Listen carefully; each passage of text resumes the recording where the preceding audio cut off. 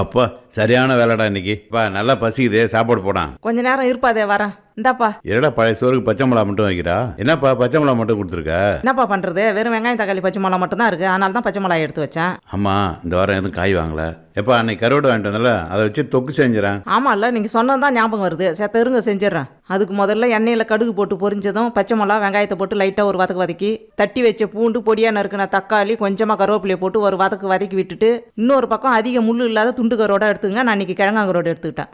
இதை நல்லா 2-3 வாட்டி தண்ணி ஊற்றி நல்லா அலசனதுக்கு அப்புறம் இந்த பக்கம் வதங்கிட்டு இருக்கிறவங்க கூட இவங்கள சேர்த்து விட்டுட்டு இவங்களை காரசாரமாக மாற்றுறதுக்கு மல்லித்தூளியும் மிளகாத்தூளியும் போட்டு நல்லா ஒரு கிண்டி உப்பு இல்லாத கரோடுனா லைட்டாக உப்பு சேர்த்து மறுபடியும் ஒரு கிண்டி கொஞ்சமாக தண்ணி தெளித்து கம்மியான தீயில ஒரு 5 நிமிஷம் மூடி போட்டு எடுத்தா காரசாரமான கிராமத்து ஸ்டைலில் கரோடு தொக்கு ரெடி. தாப்பா நீ கேட்ட கரோடு தொக்கு. ஒரு கை பழைய சோறு, ஒரு துண்டு கருவாடு, அடடா என்ன டேஸ்டியா. இது என்னோட ஸ்டைலில் கரோடு தொக்கு. இதே மாதிரி நீங்களும் ஒரு தடவை ஈஸியாக செஞ்சு பாருங்க.